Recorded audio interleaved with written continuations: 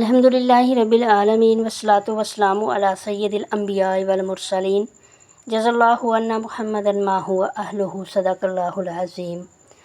سامعین کرام، آج کا سبق ہمارا سورہ نساء کی آیت نمبر 110 سے 112 تک ہے، جس کا ترجمہ اور مختصر تفسیر سمجھیں گے۔ آپ دیکھ رہے ہیں ترجمہ تفسیر چینل۔ السلام علیکم ورحمۃ اللہ وبرکاتہ۔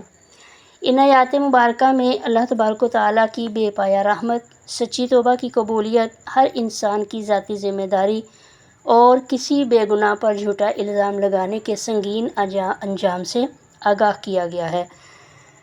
چلتے ہیں سبق کی طرف۔ اعوذ باللہ من الشیطان الرجیم، بسم اللہ الرحمن الرحیم۔ وَمَن يَعْمَلْ سُوءًا، اور جو کوئی برا کام کر بیٹھیں، او یظلم نفسہ، یا اپنی جان پر ظلم کریں، ثم یستغفر اللہ، پھر وہ اللہ سے مغفرت طلب کریں، یجد اللہ غفورا رحیما، وہ پائیں گے اللہ کو نہایت رحم کرنے والا۔ دیکھیں، اس آیت مبارکہ میں اللہ تعالیٰ اپنے بندوں کو مایوس نہیں کر رہے۔ اگر انسان گناہ کر بیٹھے لیکن سچے دل سے توبہ کرے، اپنے گناہ پر نادم ہو اور آئندہ نہ کرنے کا پختہ ارادہ کرے، یعنی آئندہ وہ گناہ نہ کرنے کا پختہ ارادہ کرے، تو اللہ تبارک و تعالیٰ اس کی توبہ قبول فرماتے ہیں۔ یہ آیت ہمیں امید دیتی ہے، امید دلا رہی ہے کہ خواہ گناہ کتنے ہی بڑے کیوں نہ ہوں، لیکن اللہ کی رحمت ان سے کہیں زیادہ وسیع ہے۔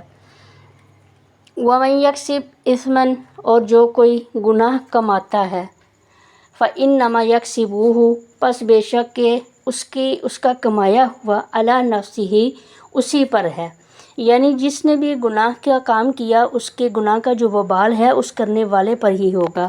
وَكَانَ اللَّهُ عَلِيمًا حَكِيمًا، اور اللہ تعالیٰ خوب جاننے والا، بڑی حکمت والا ہے۔ اس آیت مبارکہ میں ہر انسان یہ بتایا جا رہا ہے کہ ہر انسان اپنے اعمال کا خود ذمہ دار ہے۔ کوئی شخص اپنا گناہ دوسروں پر نہیں ڈال سکتا۔ قیامت کے دن ہر انسان کو اپنے ہی اعمال کا حساب دینا ہوگا، اس لیے ہمیں دوسروں کو الزام دینے کی بجائے اپنی اصلاح پر توجہ دینی چاہیے۔ وَمَن یکسب خطیئۃ، اور جو کوئی خطا یا گناہ کرے، او اثما، یا گناہ کرے، ثم یرمی بہ بریئا فقد احتمل بہتانا، ثم یرمی بہ بریئا، پھر اس کا الزام کسی بھی بے گناہ پر لگا دے، فقد احتمل بہتانا، پس تحقیق اس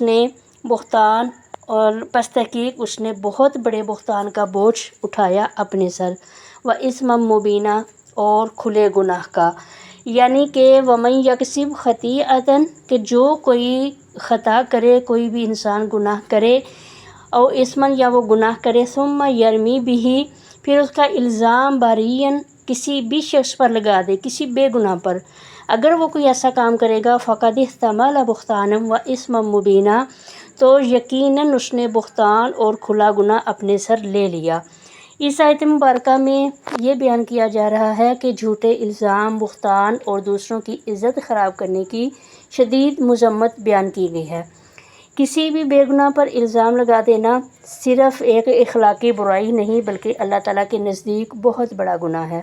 مسلمان کی زبان اور قلم دونوں محفوظ ہونے چاہیے تاکہ کسی کی عزت پامال نہ ہو۔ یہ جو آج ہم نے سبق پڑھا، یہ جو 3 آیات پڑھی ہیں، ان کا جو خلاصہ ہے وہ کیا نکلتا ہے؟ یہ ہے کہ اللہ تبارک و تعالیٰ ہر سچے توبہ کرنے والے کی توبہ کو قبول کرتے ہیں اور اسے معاف فرما دیتے ہیں۔ ہر انسان اپنے اعمال کا خود ذمہ دار ہے۔ کسی بے گناہ پر جھوٹا الزام لگانا بہت بڑا گناہ ہے۔ ہمیں اپنی اصلاح، سچی توبہ اور دوسروں کی عزت کی حفاظت کرنی چاہیے۔ اللہ تبارک و تعالیٰ ہمیں سچی توبہ کرنے اور اپنے گناہوں سے بچنے، دوسروں پر الزام تراشی سے محفوظ رہنے اور ہمیشہ حق اور انصاف کے ساتھ زندگی گزارنے کی توفیق عطا فرمائے، آمین۔ اگر یہ سبق آپ کے لیے مفید رہا ہو تو اسے دوسروں تک ضرور پہنچائیں تاکہ زیادہ سے زیادہ لوگ قرآن پاک کا یہ پیغام سمجھ سکیں۔ ملتے ہیں ایک نئے سبق کے ساتھ، تب تک کے لیے اللہ نگہبان۔ السلام علیکم ورحمۃ اللہ وبرکاتہ۔